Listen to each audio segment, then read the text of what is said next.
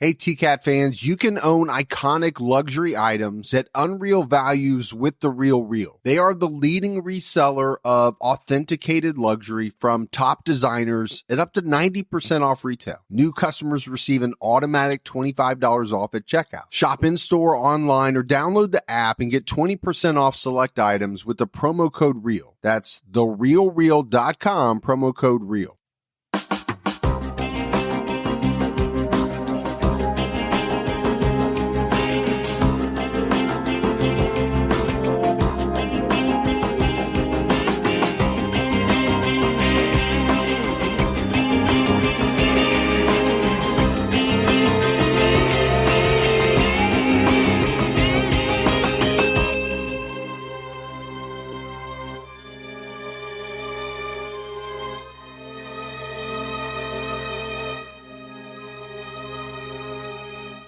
Hello, everyone, and welcome to episode 106 of the True Crime All the Time Unsolved podcast. I'm Mike Ferguson, and with me, as always, is my partner in true crime, Mike Gibson. Gibby, what is going on? Hey, man, how you doing? That's the question. I'm doing great. Yeah, good. You're looking fly as ever. Super fly. Is fly still a word? Probably not. Probably not. No. I'm going to use it anyway, though, because I don't care. We'll roll with it. You do look good, though, man. You look like a fishing boat captain, like you just stepped off of or out of a J. Crew magazine. Yeah. Well, I had that shoot today. Did you? Yeah. How'd that go for you? You know, it went well. You know, didn't know the people. It's kind of weird. Some of the things the way they made me pose. Yeah. I mean, you said you were talking to me about it earlier. I think when they asked you to get naked is where I thought things took a turn. Well, I didn't. For J. Crew, I don't think that's the way shoots normally go. I mean, if they would left the boots on, it'd be one thing, but they're like, take the boots off too. I'm like, yeah, I think you stumbled into a different kind of shoot. Yeah. Yeah. No, that you kind of talked to me about it. I'm kind of thinking maybe I shouldn't have done that. Maybe you should get your hands on those pictures before they get out into the world. It was a mobile home kind of a deal. It's yeah. Traveling photographer. I don't think J. Crew does their shoots that way either. No. It was like Jeremy Crew. So it was technically J. Crew. Well, it said J. Crew on but then like we're after the J, and then it was like the ERM. It's like it was Jeremy Crew. Real small. Yeah. Well, I didn't think anything about it. Yeah. Until now. I'm sure it'll be fine. I feel a little dirty. So we've got some new Patreon supporters. All right. Let's give some shout outs. We had Robert Williams. Hey, Robert. Andrew Greenwell. Hey, Andrew. Thomas Jensen. Thomas. Sharon. Hey, Sharon. Kimmy Kearns. Hey, Kimmy Kearns. Nancy Jones. Nancy. Karen Blyzeffer. Blyzeffer. Lane Price. Lane. Damon Jackson jumped out at our highest level. That. Damon Jackson. Huey Esco. Ooh. Or Escow. Escow. I bet you it's Escow. Escow. Dwaby. Just Dwaby? Just Dwaby. What up, Dwaby? Vintage Photography. Well, I love vintage. Karen Long, you are vintage. I am vintage. That's true. Hey, Karen. Julia K. Hey, Julia. Kristen Mosier. Hey, thank you, Moja. Jeff Harden Jr. Harden? Harden. Like the name Harden Jr. Like the name Harden. I'm doing nothing but pronouncing people's names. You said like the name. I know. Don't ask. No, I didn't ask for in the first place. Yeah, well, You're yeah. offering. I know it. Jacobson Timothy Lee Jr. Hey, that's a name and a half. Yeah, I'm thinking he might have put that in backwards. Timothy Jacobson? Timothy Lee Jacobson Jr. Yeah. But I could be wrong. But it was listed as Jacobson Timothy We'll Lee take it Jr. either way. Janet Lip. Hey, Janet. Rachel Giamona. Giamona. Mariah Edwards. Hey, Mariah. Brittany Purdy. Hey, you're so pretty. Megan Kenyon. Hey, Megan. And Molly Jane Eborn. Eborn? Eborn. Eborn? Eborn. Eborn. If we go back into the vault, Gibbs. This week we selected Christy Lee. Hey, Christy Lee. Been with us a long time. I remember giving her a shout out way back in the day. I think you ought to get two shout outs. I did actually. So we appreciate that longtime supporter. We appreciate all the new Patreon support, all the people that stick with us month after month. Thank you. We had some great PayPal support as well. Candace Zugich. Hey, Candace. Melissa Buell. Thank you, Melissa. Stephen Kessler. Hey, Stephen. Jennifer Warmuth. Hey, Jennifer. And Jennifer Murray. Hey, Jennifer Murray. Hope everything's going well. All right, Gibbs, right now we have a new episode out on TCAT. We do. And it's on Caesar Barone. This was a strange individual, let alone the fact that he was a serial rapist, a serial killer, but he changed his name. He tried to reinvent himself only to go on what was his main killing spree. Yeah. In a different state. So it's an interesting episode. Make sure you check that out. Very interesting. We also have a brand new Patreon episode out right now. So if you're not a member of Patreon, now's a great time to sign up. Get on board. Get on board the Patreon train. Express coming your way. CrimeCon badge, if you're going to buy, make sure you use our code CrimeAllTheTime19. And then check out our merch. We got some cool new merch. We got the whistles, the magnets. The Team Gibby shirts that people have been sending to me. I've seen at least a handful. Yep. I've seen pictures of people wearing our shirts, which is really cool. Someone spilled epoxy on mine. They got both. They spilled epoxy on mine, but not on yours. Yours survived. Mine got dirty. All right, Gibbs, you ready to get into this episode of Unsolved? I'm ready, man. We are talking about the disappearance of Lauren Spierer. Lauren was born on January 17th, 1991, to Robert and Charlene Spierer. Robert was an accountant, and her mom, Charlene, was a stay-at-home mom. Lauren grew up in the town of Scarsdale, New York, pretty wealthy city in Westchester County. She went to high school at Edgemont, and during her summer breaks from high school, she went to a place called Camp Tawanda. This is a camp for people of the Jewish faith. It's in Pennsylvania, and that's where she met her boyfriend, Jesse Wolf. It's also where she met her best friend, Jay Rosenbaum. Lauren graduated from high school in 2009. She applied and was accepted to Indiana University, and that's where she went. She studied textile merchandising, and she even had an internship with a clothing company called Anthropology. Yeah, I know that store. Do you? Yeah. I had never heard of it. Yeah. Well, it's because you don't go shopping. That's true. First of all, I buy all my stuff off the internet. Or from Sam's Club. Yeah. Now, I mentioned that Lauren was Jewish, and she joined and became active in the Jewish community at Indiana University. Her freshman year, for spring break, she went to Israel to plant trees for the Jewish National Fund. So I guess I'm saying all of this, Gibbs, to let everyone know that her faith was a big part of her life. Sure, yeah, it really was. And, of course, she's just one of those, really sweet, kind of bubbly girls. She was intelligent. She really had a desire to live life at its fullest. Well, and the one thing about Lauren is she had a lot of friends. It was described as a huge circle of friends. Lauren was only 4'11", and she only weighed 90 pounds. I'm not even sure if she weighed 90 pounds. Wow, that's tiny. She was tiny. And I think this comes into play as we start to talk about the details of her disappearance. The other thing that I think is important is the fact that her family and friends have all said she was a person who stayed in contact with people by phone. I mentioned the fact that she had a huge group of friends.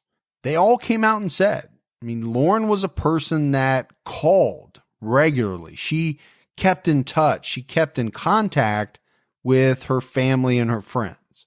So to not hear from her meant something was wrong. Robert and Charlene last saw their daughter on Mother's Day 2011. And it was on the night of June 3rd, 2011, that Lauren and friends were at a bar in Bloomington, Indiana, which is where Indiana University is located. Lauren was 20 years old at the time. Now, that night, her boyfriend, Jesse, didn't go out with the group, but he chatted through text with Lauren all throughout the night. And it was said that Lauren had a good time. She enjoyed partying, but maybe on this particular night, she just had too much of a good time.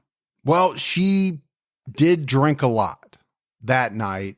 That was confirmed by, friends, people at the bar.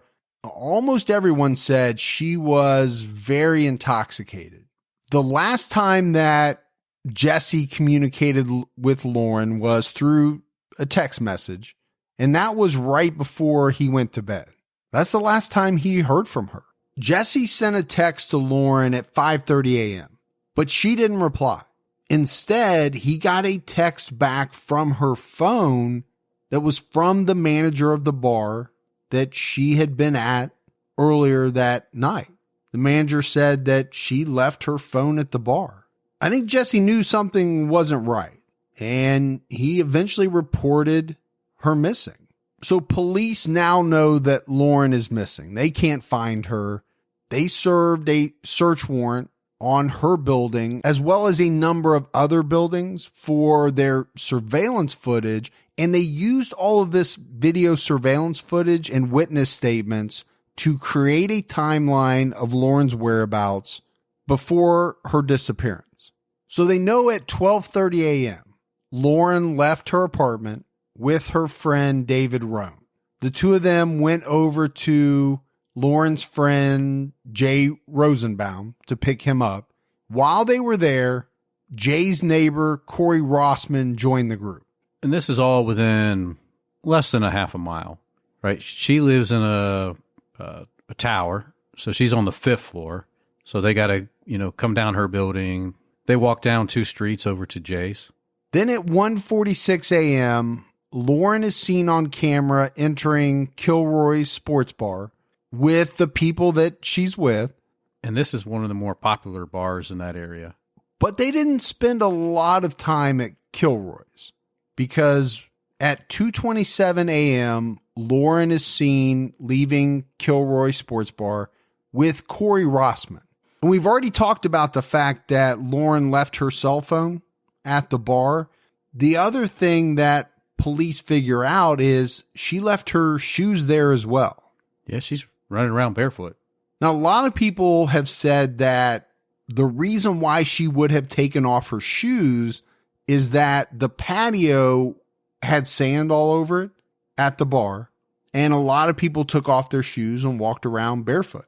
Corey Rossman walked with Lauren to her apartment complex, and it wasn't a long walk, right? Because at 2:30 a.m., video shows Lauren entering her apartment complex, the Smallwood Plaza Apartments, with Corey Rossman.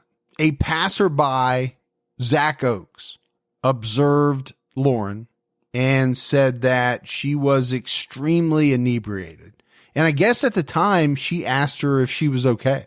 So maybe someone was just concerned that maybe somebody could be taking advantage of her. That's what it sounds like. Yeah. At a certain point, there is a scuffle caught on tape between Corey and at least one other person, maybe a couple of individuals, in the lobby of Lauren's apartment complex. And I couldn't find it, Gibbs. I don't know if this person or individuals have ever been identified. I think they have. I think they've been talked to. I think they were at certain point listed as persons of interest and cleared, but I'm not 100% sure on that. Yeah. 2:48 a.m. Lauren leaves her apartment with Corey Rossman, and they're seen on camera entering the alley between College Avenue and Morton Street. And there are cameras, right, that capture them walking from the alley to an empty lot at 2:51 a.m. And later in their investigation, they'll find Lauren's keys and purse in the same alley. Then around 3 a.m., Lauren and Corey Rossman, they made it to Corey's apartment. Corey's roommate, Michael Beth, was there to greet them. And he would later say that Corey was so intoxicated that he vomited on the floor on the way to his room. Eventually, Mike got him into bed, and then he tried to get Lauren to stay too, because, as he put it, she was just as intoxicated. Yeah, but she just wanted to get back to her apartment. That's all she wanted to do. Yeah. She did not want to stay. She wanted to get back to her place, into her bed. At around 3:30, Mike called his neighbor, Jay Rosenbaum, who was one of Lauren's best friends, he asked Jay to come help take care of Lauren because according to Mike, Lauren wanted to keep drinking. And by all accounts, she shouldn't have been drinking. She was very intoxicated. But Lauren did eventually go over to Jay's apartment. And Jay would later say that he saw a bruise under her eye. He didn't know what it was from. He thought maybe she had fallen down earlier in the night. Yeah, and of course, she's not going to remember. She's not going to know what to tell him. Lauren made 2 calls from Jay's phone. She made one to her friend, David Rohn, and the second call she made to an unidentified friend. But neither of these people answered, and she didn't leave a message. Then at 4:30 a.m., Lauren leaves the apartment on her own. She was wearing black leggings and a white shirt. And of course, she's barefoot. Right? She left her shoes at Kilroy's. Lauren was last seen at the intersection of 11th Street and College Avenue. She was headed south on College. This is the last time she was ever seen by anyone, other than maybe someone that did something bad to her. Exactly. And like we already mentioned, it was about an hour after this that her boyfriend, Jesse, sent the text and got the reply back from the bar manager. And then everything, was put into motion from there. But let's back up about 9 months before Lauren disappeared. This was on September 2nd, 2010. She was arrested on charges of public intoxication and illegal consumption. Yeah, she is at a big party university. Yeah, I knew many people during my time in college, especially, freshman, sophomore year before you could legally drink. She was in a sorority. So, they're having fun. You had a lot of fun. I had a lot of Frank fun. the Tank. I was never actually arrested, though. Well, I probably should have been. I just wasn't. Outran them. I wasn't outrunning anyone at that point. But she was. She was arrested and charged. And the reason that we're bringing it up is because after she disappeared, police found a small amount of cocaine in her room, but they really didn't find anything else that gave them insight into her disappearance. Jay Rosenbaum told police that Lauren consumed alcohol and she snorted cocaine and crushed up Klonopin tablets the evening of June 3rd. Klonopin is an interesting drug. A lot of people take it for anxiety, panic attacks, things like that. I actually think it's a anti-seizure medicine, but it has the right effects to tamp down anxiety. Well, there's a lot of anxiety going out in this. There is, but it also has a lot of side effects. It can make you drowsy, it can make you dizzy, and that's just taking it on its own. You add alcohol to it, and adding alcohol to any type of prescription drug usually either intensifies it or changes it. Well, I would know. I didn't mean it that way. Yeah, but I know. You know what I mean? Yeah. And let's not forget, snorting cocaine as well. It's a dangerous mixture. It is. Yeah. And it's not having a drink or two, right? She was very intoxicated. And it was said that Lauren had somewhat of a history of drug use. Her boyfriend's mother, Jesse Wolf's mother, has alleged that Lauren was asked to leave the summer camp, the one where she met Jesse and Jay years earlier, because of drug use.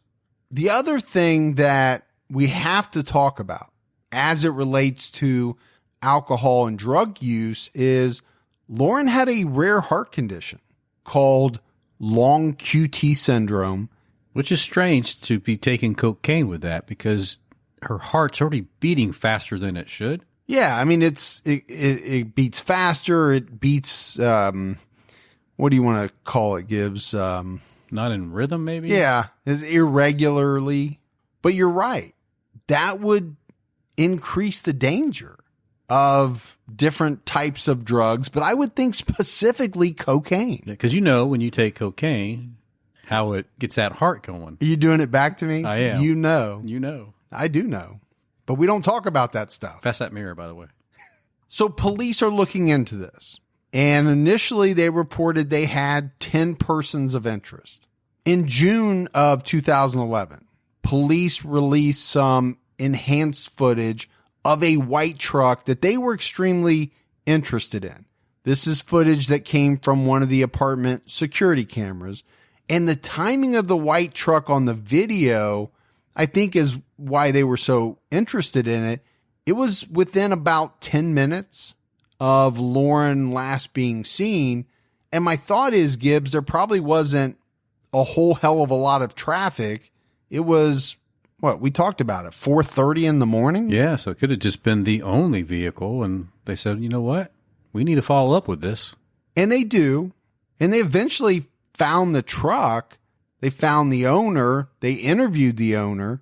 They even went through the entire truck looking for evidence, but nothing came out of it. Yeah, so, when they started looking for the truck, they found this man's ex. And, of course, she wasn't happy with him. So she immediately would say, oh, you know what? You need to talk to this guy. He's probably done something bad. So they end up finding him. And then, of course, he decides to take a polygraph on his own. And he cruises right through it with no problem. So they're able to clear him off of that. But I'm sure it was a little scary moment there for him because here he is. This is his truck, seen in that area. He's got somebody, his ex, saying he's shady. He's shady. You better look at him. Yeah, and and then next thing you know, he's being hauled in for some questioning. But he was able to clear himself. What is the saying? Hell hath no fury like a woman scorned. Oh man. Amen. Amen. He's like, amen to that, brother. Then in August of that year, so this is just 2 months after Lauren's disappearance, the police and the FBI searched the Sycamore Ridge landfill in Pimento, Indiana. They were looking for any clues in the disappearance of Lauren Spierer. They searched it for 9 days. And this is good because this is where all the Bloomington city trash would end up at. I think early on, the police had a lot of tips, a lot of leads to follow up on, but really they don't turn up anything in the beginning. They don't really make any progress in finding Lauren. Well, and I think this is going to lead to the family wondering what really happened that night. Is she really missing or did something else happen? Or like foul play or neglect, by the young men that were with her that night that were very aware of her being intoxicated. Well, I do think for the family, we're going to talk about it some, the young men that were with Lauren that night were the key, right? That they thought that very early on. The family had concerns about what went on that evening. Number one, like you said, why did her friends, these weren't strangers, she was with some of her really good friends, why did they let her get so intoxicated? Yeah. Well, as a dad, I would question that too. If my daughter was around some guys and that ended up being how the night went, I would be pretty upset. Like, why did you guys allow that? Why didn't you stop it? I think they also wondered if maybe she could have been drugged. Maybe somebody put something in her drink at some point in the night. But I think their suspicion jumped up a level when the young men wouldn't agree to take a polygraph test with the Bloomington police. And they really lawyered up right away. Yeah, that would make you question everything. Why are you getting attorneys this fast? So the family is suspicious, but the attorneys of these young men, they would come out and say, these guys didn't trust the police. They also said that the men took private polygraph tests, but the results were never released. Well, these young men came from well-to-do families, so, they could afford some assistance from the attorneys and do these private polygraphs. And I think it was done so that they could have any ammunition if they ever needed it. Corey Rossman and Mike Beth did, however, submit to DNA tests. Rossman's attorneys have said that, after the fight he had in Lauren's apartment lobby, he has little to no memory of the events. Which is strange, I think, for somebody to... Well, we're going to hear from the family, and the family sure thinks it's strange. Yeah. Because this is probably the one guy that had the most involvement that night. Yeah, I just think the lawyering up made people suspicious of these young men, and especially the fact that Corey says he has no memory, that made people very suspicious of him in particular. Now, we haven't talked about this yet, but there was a massive search effort for Lauren in the days after her disappearance. It was said that thousands of volunteers fanned out across the IU campus. There really was. And you even had Ryan Seacrest and Kim Kardashian tweeting out to people, if you're in that area, please get out there and help look for her. The university set up a $50,000 search fund. So you have all these volunteers, but you also have just scores of local, county, university, state, and federal law enforcement personnel searching as well. They spent many man hours looking for Lauren, only to turn up nothing. Yeah, and during that time, her boyfriend Jesse would search for 2 of the days. And then, for whatever reason, Jesse's parents came in town, grabbed him, took him home, and he never came back. I think that was an issue for the family, too. I think they were trying to understand the reasonings behind that. To go out and look for your girlfriend for 2 days and then go and not stay. It didn't set well with the family, but who knows the circumstances behind it. Yeah. It was also reported that the Indiana State Police alone had 192 officers who spent thousands of hours searching for Lauren. You set the gold standard for your business. Your website should do the same. Wix puts you at the helm, so you can enjoy the creative freedom of designing your site just the way you want. Want someone to bounce your ideas off? Talk with AI to create a beautiful site together. Whatever your business, manage it from one place and tie it all together with a personalized domain name. Gear up for success with a brand that says you best. You can do it yourself on Wix. We've talked about the family having issues with some of the people connected to this case. About 6 months after Lauren disappeared, her family sat down with a reporter. And I want to play that clip because I think it adds some information about what they thought about the events and the boys that were with her that night. Well, Janine, within 24 hours of getting that call that their daughter was missing, the Spierer family jumped on a plane and headed to Bloomington. Robert and Charlene Spierer have been staying in Bloomington, Indiana, in an apartment there for months. Now they're home, but the house still feels so empty without their little girl. When was the last time you saw her? She came home for Mother's Day. Charlene Spierer's voice trails off. Tears well up in her eyes. Just 26 days after that surprise visit in May, her youngest daughter, Lauren, vanished. The 20-year-old Edgemont native should be a junior at Indiana University in Bloomington. She should be preparing to study abroad in January and talking about a career in fashion merchandising. But 6 months after her mysterious disappearance, her parents say a wall of silence among those last seen with Lauren has yet to come down. If we can get additional information from these boys, maybe we can simply help figure out what happened to her and move on and direct our resources in a different way. Some of the people have refused to speak to us. Corey Rossman, who Lauren spent a long time with that night, absolutely refuses to talk to us. And that's terribly frustrating. In the early morning hours of June 3rd, Lauren and Corey Rossman were at Kilroy's bar. Reports say she was highly intoxicated. She left her phone and shoes at the popular college pub, stumbling out with Rossman. But through his lawyer, the fellow IU student claims he was assaulted and has no memory of what happened. Do you believe that? I have serious doubts about that, but perhaps if we had a chance to talk to him directly, we could get some more clarity on that issue. But to me, it sounds like an extremely convenient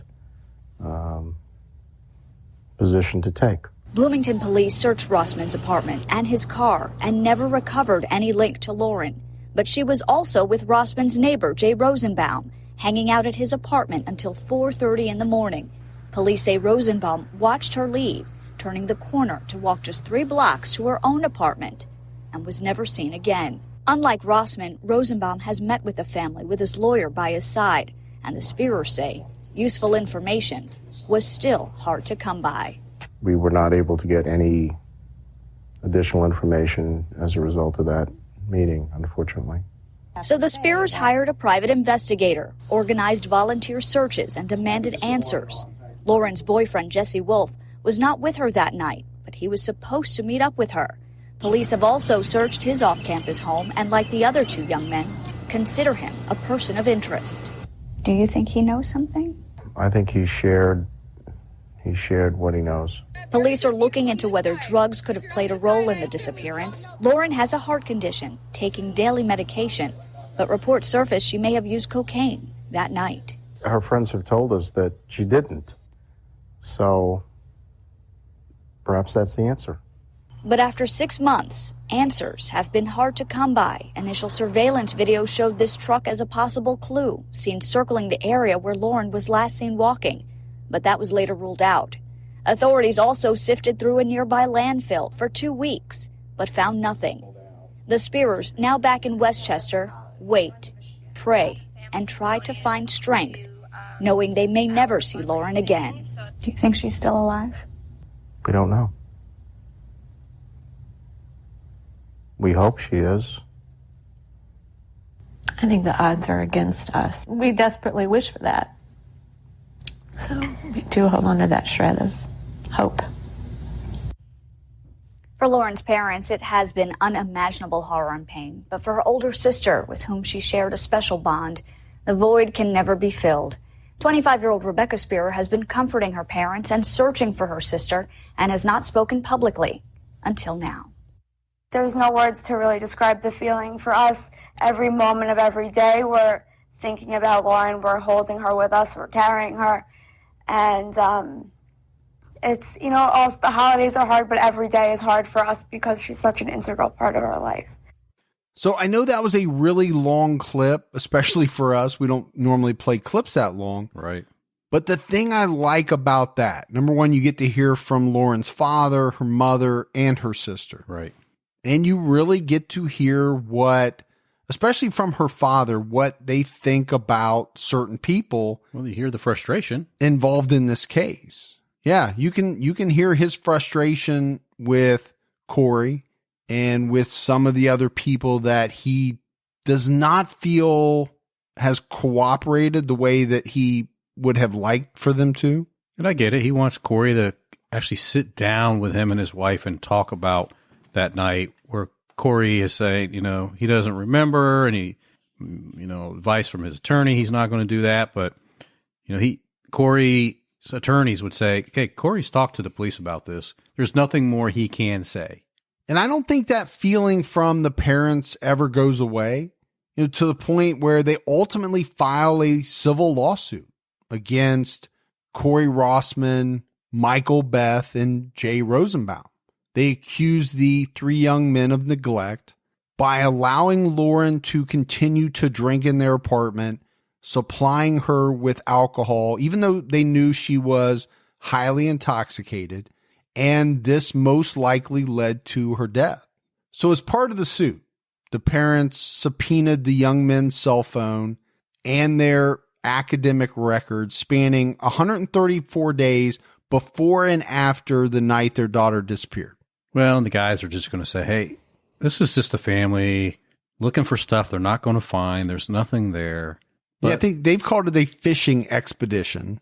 And we know that none of the young men have been named suspects. They've been named persons of interest. Yeah, you get a lot of persons of interest, though, right? To be named a suspect, that's different. And they haven't been. I know Lauren's mom has come out and said that one of the things she hoped would happen through the lawsuit is that it would generate leads and conversations about what really happened that night. And I think she has stated a number of times, she does not believe this was a random stranger, right, that abducted her daughter. She believes it was someone that Lauren knew who was involved, and that person knows what happened to Lauren. But a federal judge would dismiss the case against all three young men. The case against Michael Beth was dismissed first, and the judge had some interesting things to say. The judge said that Mike Beth had no duty to care for Lauren, even though he offered her a place to stay, a place to sleep, and even escorted her to Jay's apartment. Those actions didn't obligate him to continue any type of further care.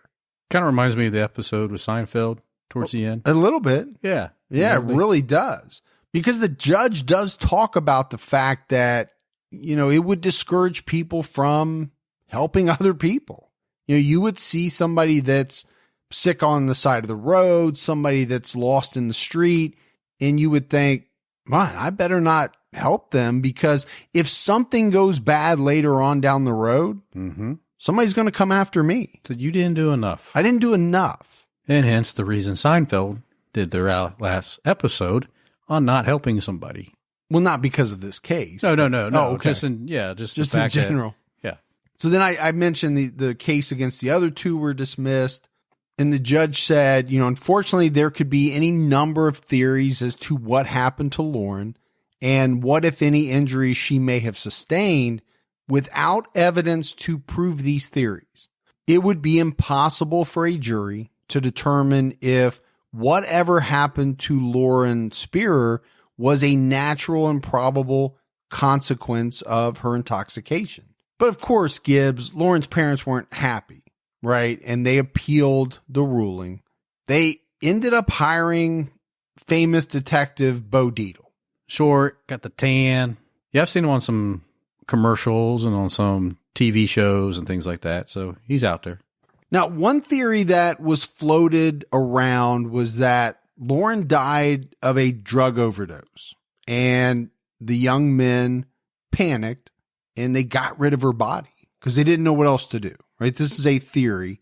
Lauren's parents hired famous detective Bo Dietl as a private investigator to look into this. And he did, and he came away unconvinced that a drug overdose death would be enough motive for these young men to hide her death. He said that there was a lot of drug abuse on the Indiana University campus.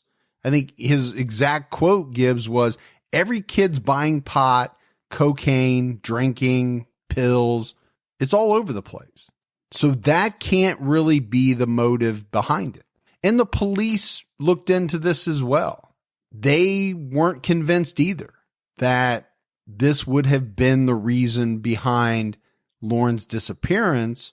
The young men's lawyers have said that these guys have cooperated completely with the police department and with the FBI and even the family's private investigator that they hired to look into the case.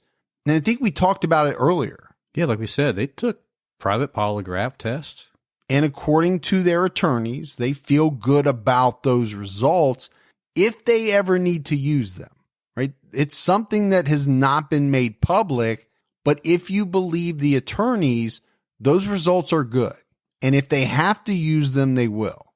That's what I took away from that.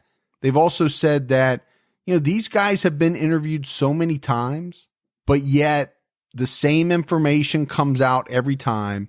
They've been very consistent with their statements. Which is hard to do if you're trying to cover something up. It is. But then on the flip side, you have the family. Absolutely. That says these men are not cooperating. So I think it comes down to the level of cooperating, right? I think that's probably what the issue is. The police are asking their questions. The family has some questions that I think they just want to be able to ask directly to these individuals. And these young men aren't allowing that. And they're under no obligation to do that. No, but I think... Let's be honest about that. No, and you're right. But I think as a parent of a missing child. I just think they need to be in front of those individuals to hear them tell the story, exactly how it happened, so that way they feel better about it. I agree with you 100%. But the fact that these men are not willing to do that, does that mean they're uncooperative? Or is it they just don't want to sit down with this family? Well, I think it's just they don't want to sit down with the family, but I think it could be perceived. Yes, from the family standpoint, they're going to think, why wouldn't you do that? Yeah. You were friends with our daughter. Why in the world would you not sit down and talk to us? Unless you're guilty about something. And their attorney's probably saying, hey, there's no reason for you to do it. Don't do it. It's not in your best interest to do it. It's one of those really strange type of situations that you hope you're never in. Now, in April of 2015, the Bloomington Police Department announced that they were looking into a potential link between Lauren's disappearance and the murder of another Indiana University student. This was a girl by the name of Hannah Wilson. On April 23rd, 2015, 22-year-old Hannah Wilson was excited. She had just aced her exam that day, and that would allow her to graduate. That's a big day, man. That's a big day. She's a senior. She's just finished up her exam. She's ready to let loose and have some fun. She was going to hit all the parties, hit the bars. And the thing that came out about Hannah, she was the life of the party. Kind of like you. Kind of like me, yeah. Except for the fact that she was attractive. She was bubbly. She was fun. She had a lot of friends. And she was in a sorority. In many ways, she shared a lot of similarities with Lauren Spierer. She really did. If you look at it. Yes. She was just a little bit older, right? A couple of years older than Lauren was when she disappeared. And I think because of that is part of the reason that Lauren's mom and Hannah's mom would kind of have a bond during this time. And that would make a lot of sense. Hannah had a job waiting for her after graduation. So she had a lot of reasons to celebrate. She had many things going right for her in her life. But Hannah went missing on April 24th, 2015, after visiting that same bar, Kilroy's, that Lauren was at the night she disappeared. Hannah was last seen getting into a taxi in front of Kilroy's and driving away. Her body was found the next morning in Brown County, Indiana. This county's just south of Indianapolis. And in Brown County, there's this city. It's like a little Gatlinburg. It has all the shops and where you buy all the trinkets and stuff and all the places to eat. That's how I remember Brown County. But unfortunately, it's for this reason, it's remembered for something else. Hannah Wilson had been bludgeoned to death.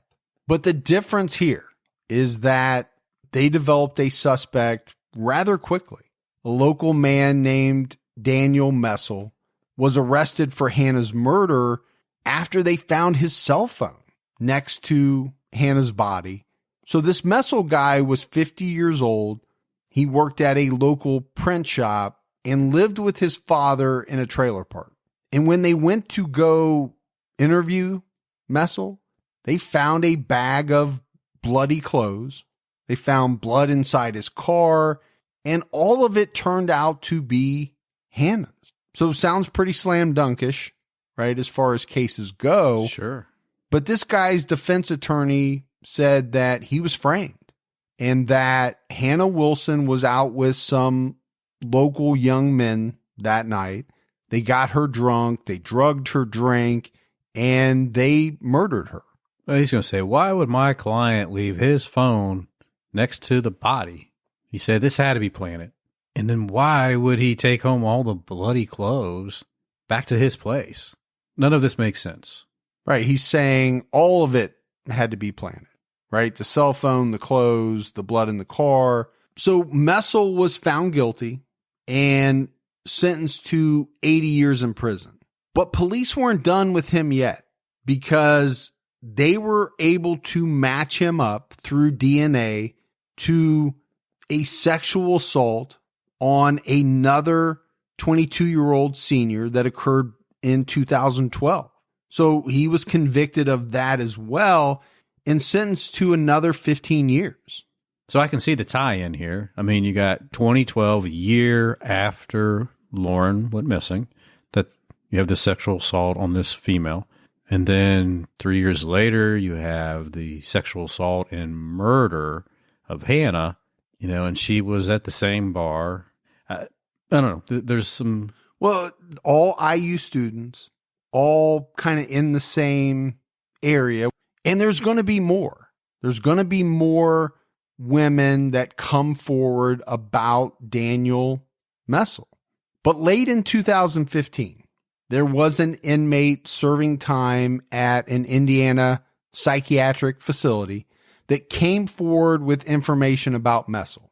He claimed that they first met while serving time together in 1996, and this man claimed that Messel cruised Bloomington, cruised the Indiana University area regularly, said he wore a shirt that said campus security on it, and he preyed on young women who were intoxicated. But he didn't stop there.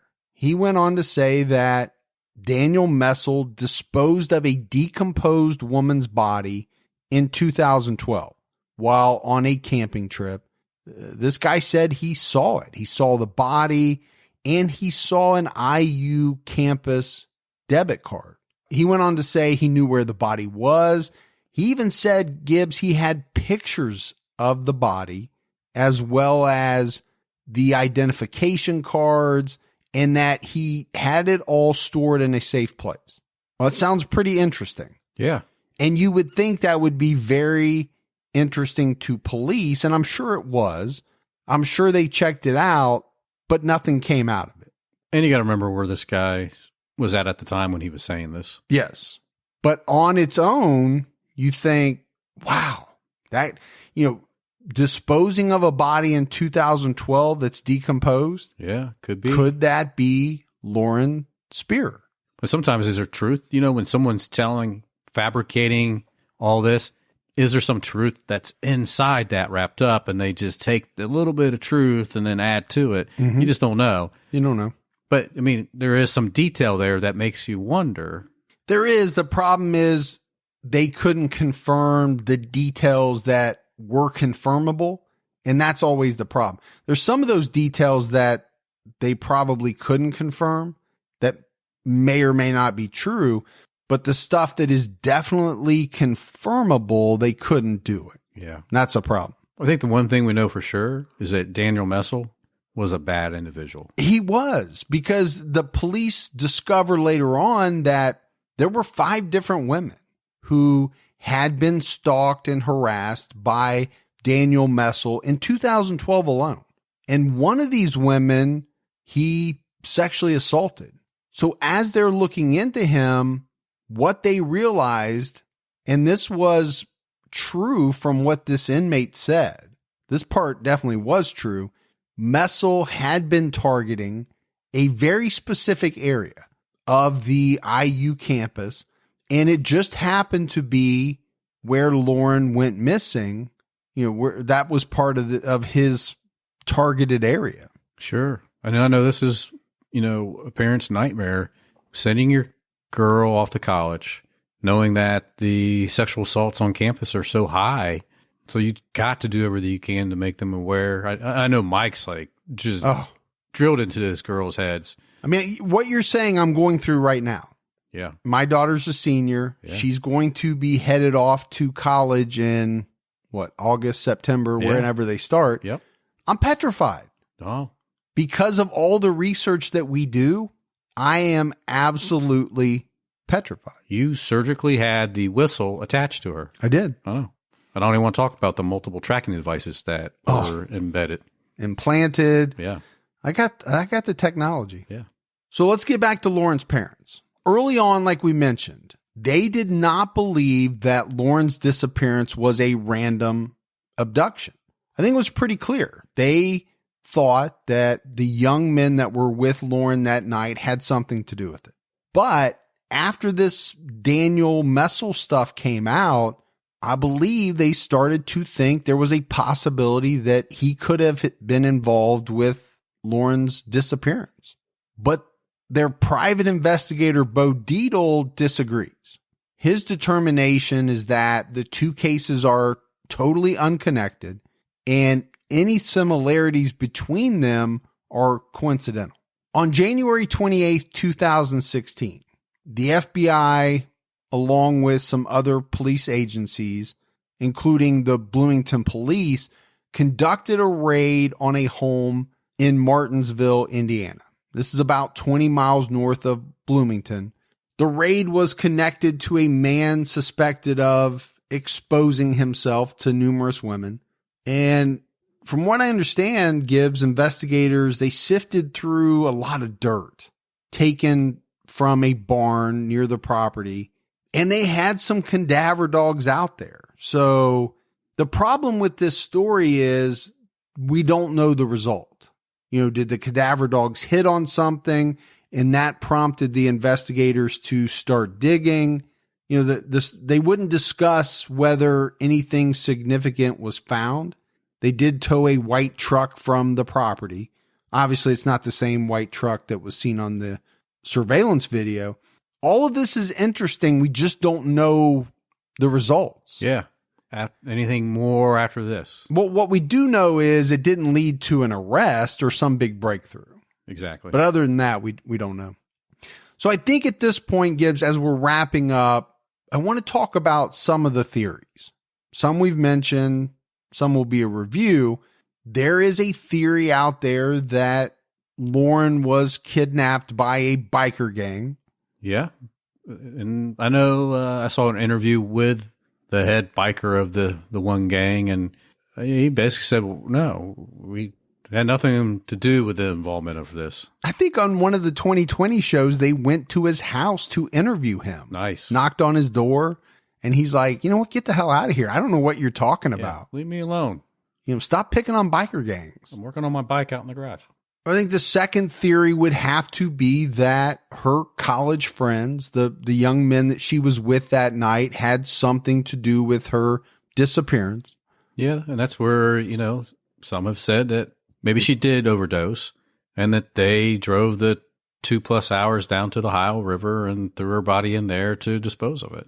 And like we said, I believe that's what the family was kind of focused on early on. They may have switched to more of a sexual predator theory, like a Daniel Messel, or maybe actually Daniel Messel. One thing that I read that kind of startled me is it said that at the time of her disappearance, there were over 140 documented sexual predators living in that area. It's scary. You know, that is scary. She's highly intoxicated. She's 4'11", 90 pounds.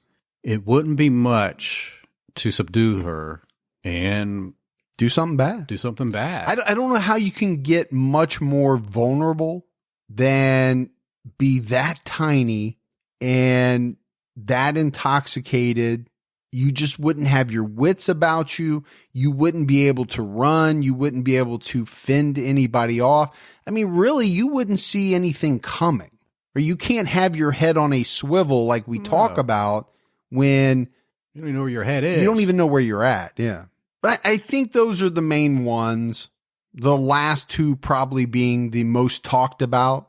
You know, either the guys had something to do with it or it was a random abduction and murder. The Daniel Messel thing really is intriguing because of the time frame. Because of the similarities? Yeah, the similarities, because of the area that he was known to canvass or hunt. I don't know. Prowl? Prowl.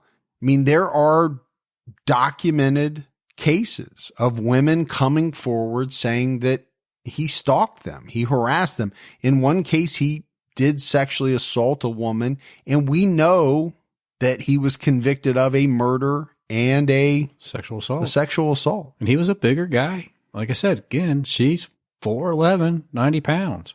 Oh, yeah. I mean, it wouldn't have been hard for him to subdue Lauren in the state that she was in.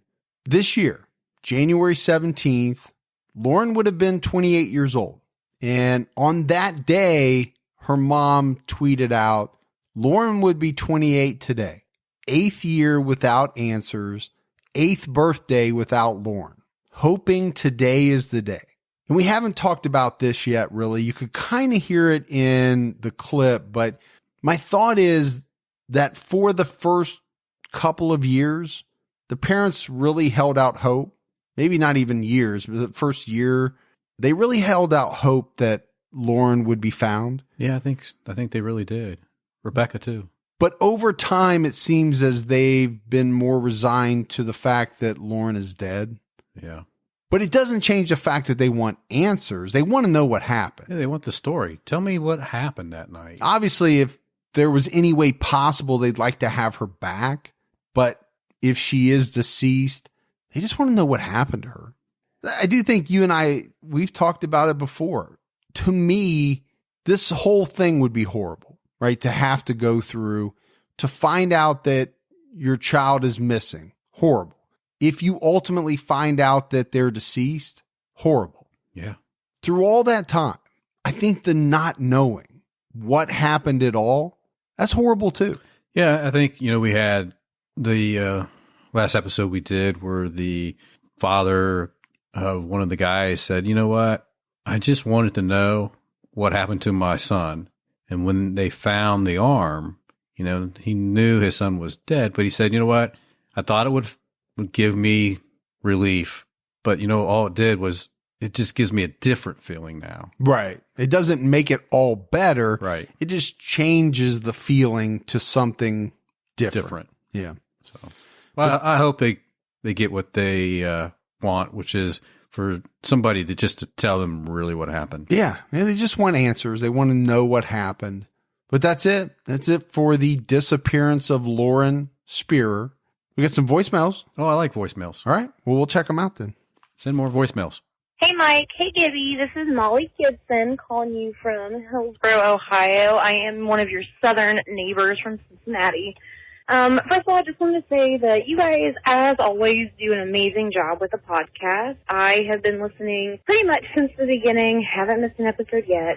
You guys strike this really great balance between elaborating on the crimes in such a way that it satisfies my macabre interest, but also being very sensitive to the victims and keeping things light enough to be tolerable.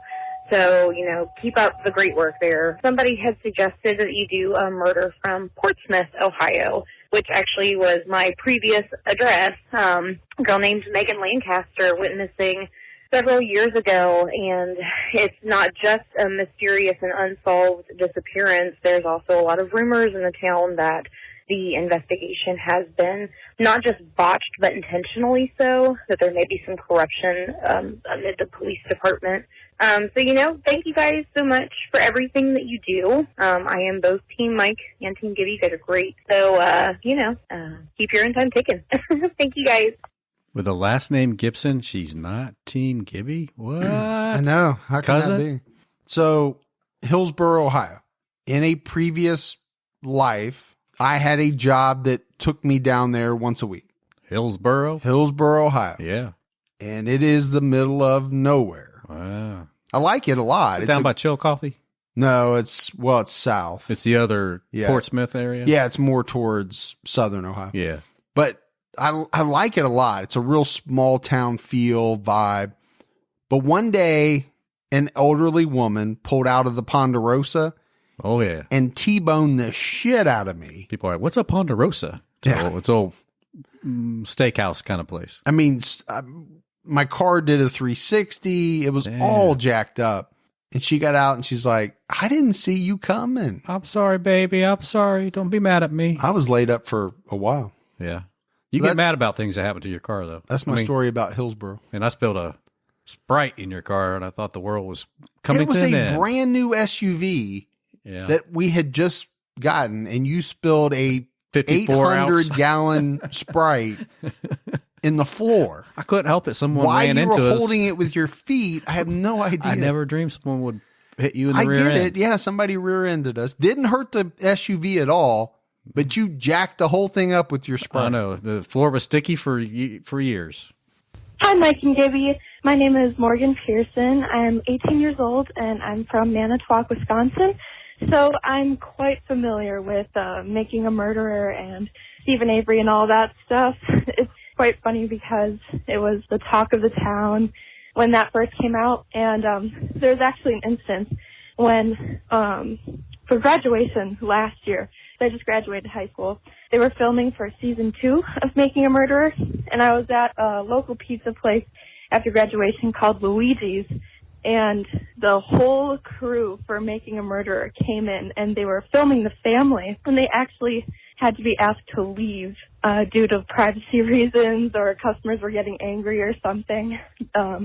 But yeah, it's quite interesting hearing all the opinions of what people think about Stephen Avery and Brendan Dassey. I personally don't really know, because obviously the documentary was kind of biased, but also I don't know all the facts. So I'm not quite sure about that one. But just wanted to let you guys know that I am obsessed with your podcast. I've been listening to it since the beginning, and I love true crime. It's my favorite thing of all time. And just wanted to let you know that I appreciate you guys. And thank you. And stay safe and keep your own time ticking.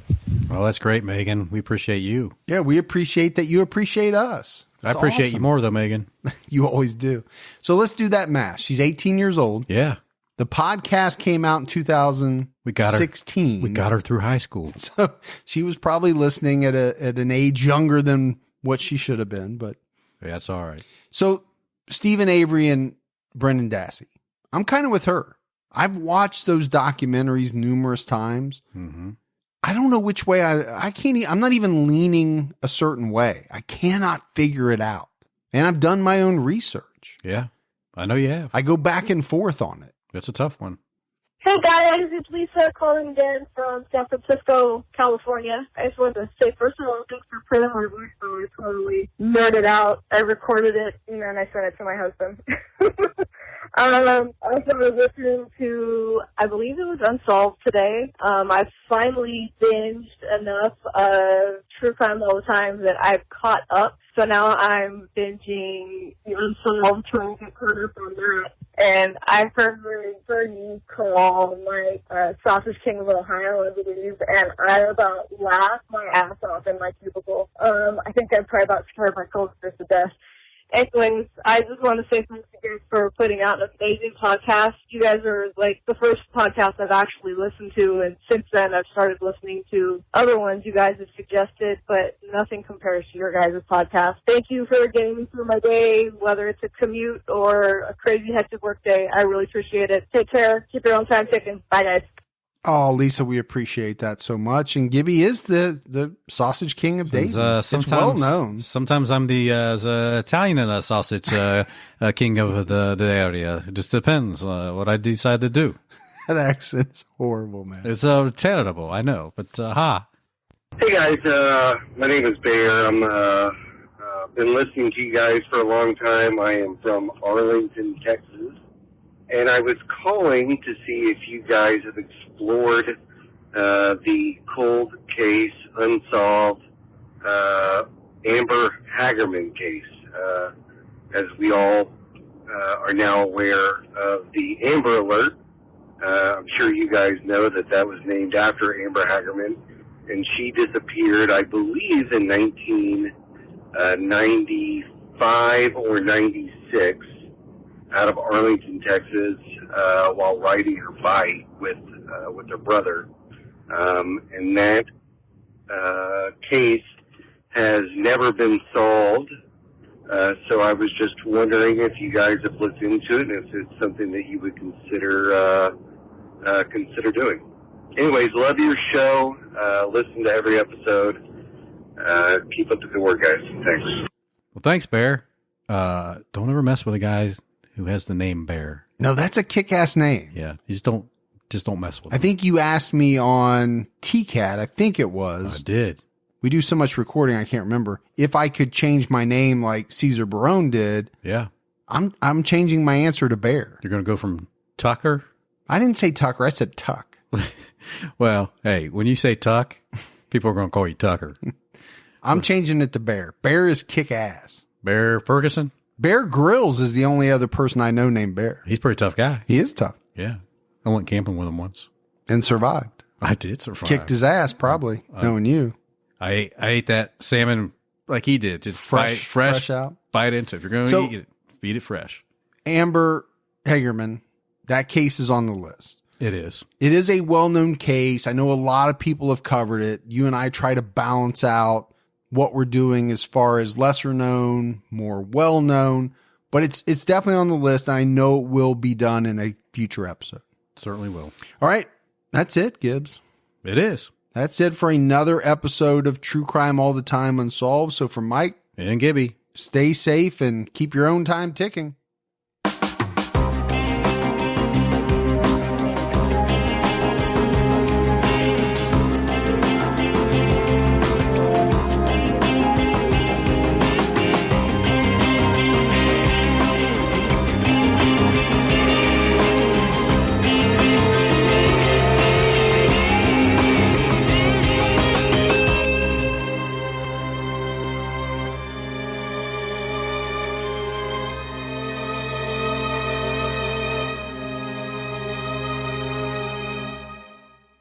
ATCat fans, don't forget BetterHelp. Whatever struggles you're facing, BetterHelp can connect you with a professional counselor in a safe and private online environment. It's very convenient. They have a lot of options like video, phone, chat, and text. Anything you share is confidential. Our listeners get 10% off their first month. So why not get started today? BetterHelp.com/TCAT.